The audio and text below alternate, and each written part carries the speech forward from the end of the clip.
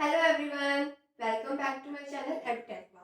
Last video में हमने एक टॉपिक स्टार्ट किया था जिसका नेम था प्रोडक्शन फंक्शन। आज हम उसी को कंटिन्यू करेंगे। ठीक, सबसे पहली टर्म है टोटल प्रोडक्ट। इसको हम टोटल फिजिकल प्रोडक्ट भी कहते हैं। ये होता क्या है? टोटल प्रोडक्ट होता है total volume of goods and services produced by a firm for a given quantity of inputs during specific period of time. अगर हमने टाइम ले लिया 1 ईयर, ठीक है, 1 ईयर में कोई भी फर्म कितना टोटल आउटपुट बना रही है, कितना total volume of goods and services produce कर रही है इनपुट्स को यूज करके। ठीक है, जैसे देखो, लेबर है, एक लेबर ने 50 यूनिट्स ऑफ गुड्स बनाए, आउटपुट बनाया। ठीक है, तो वो अगर 1 ईयर में सिर्फ 1 लेबर है, तो टोटल प्रोडक्ट हमारा होगा 50 यूनिट। ठीक है, अगर लेबर हमारी 2 हो गई, 2 लेबर हो गई, यूनिट बढ़ गई, तो टोटल प्रोडक्ट हो गया हमारा 90। तो जो इनपुट्स हैं, जितने हमारे पास इनपुट्स हैं, उन सबको यूज करके हम कितना आउटपुट बना सकते हैं उसको हम कहते हैं टोटल प्रोडक्ट। कौन कितना कैसे बना रहा है उससे मतलब नहीं है, बस उस टाइम में, उस टाइम पीरियड ऑफ टाइम में कितना हमारा आउटपुट बन रहा है, क्या यूज करके, इनपुट्स को यूज करके। ठीक है, और 2 के बाद अगर 3 यूनिट्स हो गई और हमारा टोटल प्रोडक्ट हो गया 120। ठीक है, नेक्स्ट टर्म है हमारी मार्जिनल प्रोडक्ट। मार्जिनल प्रोडक्ट क्या होता है? मार्जिनल प्रोडक्ट को हम किससे डिनोट करते हैं? एमपी से। ठीक है, ये वाला एमपी। इसकी डेफिनेशन क्या होती है? It is the change in total product. Total product में कितना चेंज हो रहा है, कैसे? It is a change in total product resulting, इसकी वजह से, फ्रॉम 1 मोर और लेस यूनिट ऑफ, इसकी यूनिट वेरिएबल फैक्टर्स।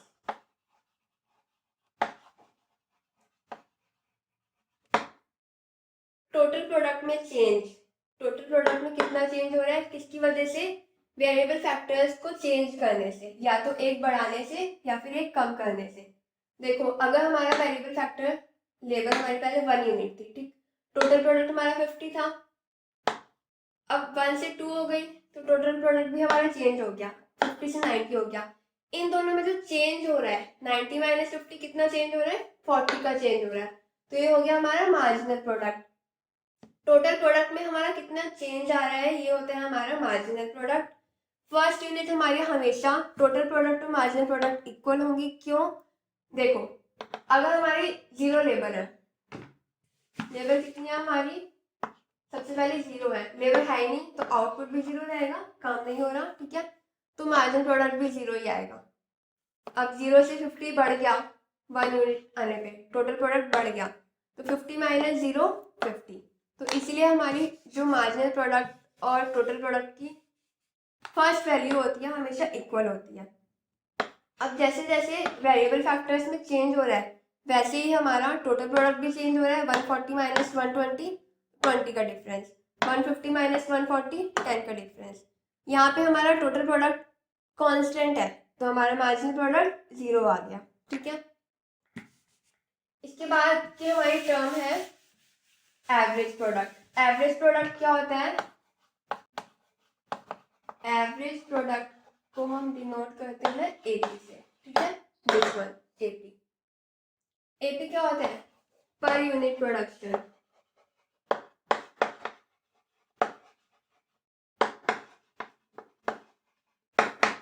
देखो, टीपी है हमारा सबसे पहला टोटल प्रोडक्ट, टीपी 50 है। ठीक है, इंक्रीज हो गया 90, फिर इंक्रीज हो गया 120।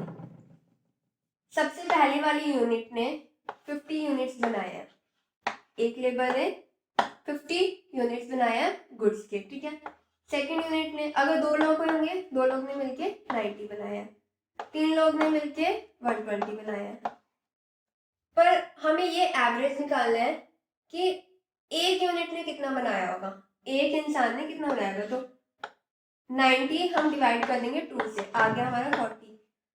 तो ये जो सेकंड यूनिट है, दो लोग हैं, दो लोगों ने मिलके, एक ने 45 बनाया है, दूसरे ने भी 45 बनाया है। अब चाहे एक लेबर ने 60 बनाया हो और दूसरे ने 30 बनाया हो, ठीक है, पर हम एवरेज ले लेंगे कि दोनों ने मिलके 45 करके 90 टोटल कर दिया, ठीक है। ये अगर नेक्स्ट 3 यूनिट वाला देखें, 3 यूनिट वाला हमारा 40 आ रहा है, क्यों, हमने 120 को 3 से डिवाइड किया, आंसर हमारा आया 40। तो तीनों ने मिलके 40 बनाया होंगे, एक ने 40, दूसरे ने 40, तीसरे ने 40, ठीक है। अब चाहे एक ने 60 बना दिया हो, दूसरे ने 30 बनाया हो, तीसरे ने भी 30 बनाया हो, एक ने ज्यादा काम किया है, दूसरे और तीसरे ने इक्वल काम किया, लेकिन हम एवरेज ले लेंगे कि तीनों ने मिलकर 40 यूनिट्स बनाए हैं, ठीक है। तो ये हो गया हमारा एवरेज प्रोडक्ट। पीपी का फॉर्मूला होता है सिग्मा एमपी या फिर एमपीपी, मार्जिनल फिजिकल प्रोडक्ट, ठीक है। तो अगर हमारे पास एमपी की बनाया है, हमें टीपी निकालना है, तो हम इसको सिर्फ ऐड कर देंगे। 50 पहली यूनिट एमपी की और टीपी की इक्वल होती है, सेम होती है। 50 + 40, नेक्स्ट यूनिट आ जाएगी 90, 90 + 30 120, इसको ऐड करते जाएंगे, हमारा टीपी आता जाएगा, ठीक है। अगर हमें एमपी का फॉर्मूला देखना है, एमपी का फॉर्मूला होता है TP N minus TP N minus 1। यहाँ पे एन क्या है, एन है हमारा वेरिएबल यूनिट, ठीक है। अगर हम इसको 3 ले लेते हैं, तो थर्ड यूनिट पे हमारा टीपी कितना है 120, एन 3 था, एन माइनस 1 2 हो गया, तो सेकंड यूनिट पे हमारा टीपी कितना है 90, तो हमारा एमपी आ जाएगा 30, ठीक है। ऐसे ही 140 माइनस 120 एमपी आ जाएगा, ठीक। एपी का फॉर्मूला क्या होता है, TP divided by number of variable unit, ठीक है। देखो टीपी अगर हमारा 150 है, तो वेरिएबल यूनिट यहाँ पे कितनी है 5 है, कितनी लेबर्स है 5 है, ठीक है। तो हम इसको 5 से डिवाइड कर देंगे, हमारा एपी आ जाएगा 30। तो सिंपल है ये बहुत। टीपी अगर इस यूनिट से इसको माइनस करते जाएंगे, हमारा एमपी आ जाएगा। सिर्फ एमपी अगर हम ऐड करते जाएंगे, हमारा टीपी आ जाएगा। और एपी के लिए हम टोटल प्रोडक्ट को नंबर ऑफ वेरिएबल फैक्टर से डिवाइड करते जाएंगे, हमारा एपी आ जाएगा। Next we have returns to a factor. Returns to a factor और रिटर्न्स टू स्केल दोनों डिफरेंट है, ठीक है, इसमें कंफ्यूज नहीं होना है। Returns to a factor input और आउटपुट का रिलेशन होता है, जिसमें एक फैक्टर हमारा वेरिएबल होता है और जो बाकी सब होते हैं वो हमारे फिक्स्ड होते हैं, कांस्टेंट होते हैं, ठीक है। रिटर्न्स टू अ फैक्टर में ही हम डिफरेंशिएट कर सकते हैं कि वेरिएबल फैक्टर कौन से होते हैं और फिक्स्ड कौन से होते हैं, ठीक है। फॉर एग्जाम्पल अगर हमने विंटर सीजन में 1 वीक में अगर हम 20,000 जैकेट बना रहे हैं, ठीक है, 1 वीक में अगर हमने उसी को इंक्रीज करके 30,000 करना है, तो हम अपने जो हमारे वेरिएबल फैक्टर्स है वो इंक्रीज कर सकते हैं और फिक्स्ड फैक्टर्स हमारे कांस्टेंट ही रहेंगे, ठीक।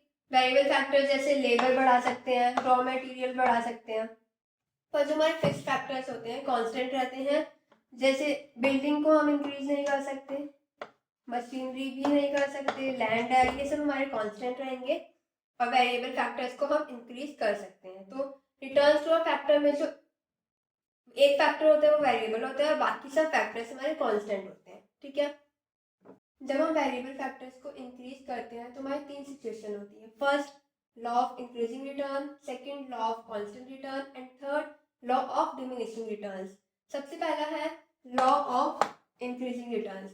इसमें क्या होता है, हमारा आउटपुट बढ़ता है बट लार्जर प्रोपोर्शन में बढ़ता है। किससे, अगर हम कंपेयर करें इनपुट से कंपेयर करते हैं तो हमारा जो आउटपुट होता है वो ज़्यादा बढ़ता है एज कंपेयर टू इनपुट। जैसे देखो एक यूनिट है लेबर की, उसने टीपी टोटल प्रोडक्ट बनाया 20 का, ठीक है। अब दो लोगों ने मिलके 45 बनाया, ठीक ठीक है। बट अगर इसमें डिफरेंस आ गया हमारा 25 का, फिर 3 लोगों ने मिलके 75 बनाया है, इसमें डिफरेंस आ गया हमारा 30 का, ठीक है। हमारा एमपी बढ़ रहा है, ठीक। लेकिन देखो अगर पहली यूनिट ने 20 बनाया तो 2 लोग मिलके इक्वल इक्वल बना के 40 बनाएंगे, 3 लोग मिलके 20 20 20 बना के 60 बनाएंगे, ठीक है। बट इसमें ऐसा नहीं हो रहा है, इसमें क्या हो रहा है 20 से सीधा 45, मतलब 2 लोग जब मिल गए तो उन्होंने काम ज्यादा करा, 3 लोग मिल गए तो और काम ज्यादा करके टीपी एमपी हमारा बढ़ गया, टीपी भी बढ़ा। टीपी तो बढ़ रहा है, देखो टीपी तो यहाँ भी बढ़ रहा है, टोटल प्रोडक्ट 20 से 30 हुआ, 30 से 40 हुआ, या फिर 35 हुआ फिर 40 हुआ, टीपी तो यहाँ पे भी बढ़ रहा है, लेकिन पहले 15 से बढ़ा फिर 5 से बढ़ा, ठीक है। तो इसमें क्या होता है हमारा एमपी बढ़ता है और एपी भी बढ़ता है। टीपी अगर 20 था, एमपी 20, ठीक। टीपी 45 हो गया, एमपी कितना हो गया, इन दोनों का डिफरेंस 25, फिर इन दोनों का डिफरेंस 30। तो एमपी हमारा बढ़ रहा है, एपी बढ़ रहा है और टीपी भी बढ़ रहा है। इसका अगर हम ग्राफ बनाए तो हमारा ऐसे बनेगा, इसको हम एमपी कर्व कहेंगे, एमपी कर्व। ये हमारा इंक्रीजिंग रेट पे बढ़ रहा है, ये हमारा इंक्रीज हो रहा है, टीपी बढ़ रहा है, एमपी और एपी, तो इंक्रीजिंग रिटर्न में ये तीनों चीजें इंक्रीज होती हैं, ठीक है। नेक्स्ट आता है हमारा कांस्टेंट रिटर्न। कांस्टेंट रिटर्न में क्या होता है, कांस्टेंट रिटर्न में जैसे हमारी वेरिएबल फैक्टर्स जैसे बढ़ते हैं, चेंज होते हैं या कम होते हैं, बट एपी और एमपी मतलब एवरेज प्रोडक्ट और मार्जिनल प्रोडक्ट चेंज नहीं होते हैं, कांस्टेंट रहते हैं। जैसे लेबर हमारी 1 है, ठीक है, टीपी टोटल प्रोडक्ट उन्होंने 25 बनाया, नेक्स्ट ने दोनों ने मिलकर 50 बनाया, एक ने 25, दूसरे ने भी 25, थर्ड ने भी फिर 25 बनाया, तो टोटल प्रोडक्ट क्या हो गया 75, ठीक है। इन दोनों का डिफरेंस 25 है, इन दोनों का डिफरेंस 25 है, इनका डिफरेंस 25 है। तो एपी और एमपी हमारे कांस्टेंट रहेंगे, चेंज नहीं होंगे। टीपी के बढ़ने से या फिर वेरिएबल फैक्टर के बढ़ने से हमारा एपी और एमपी कांस्टेंट रहेंगे। इसका ग्राफ बनेगा कांस्टेंट, एमपी भी ये है और एपी भी है, इसमें एमपी एपी इक्वल होंगे और हमारा ग्राफ ऐसे होगा, स्ट्रेट लाइन कांस्टेंट, ठीक है। नेक्स्ट आते हैं हमारा लॉ ऑफ डिमिनिशिंग रिटर्न्स।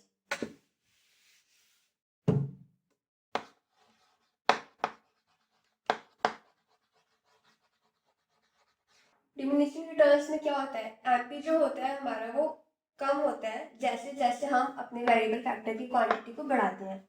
जैसे लैंड यहाँ पे हमारी फिक्स्ड फैक्टर है, ठीक है, ये कांस्टेंट रहेगी। लेबर हमारी बढ़ गई है +1 से, ठीक। टीपी भी हमारा इंक्रीज हो रहा है 50 से 90, 90 से 120, ठीक है। बट एमपी जो है वो हमारा कम होगा।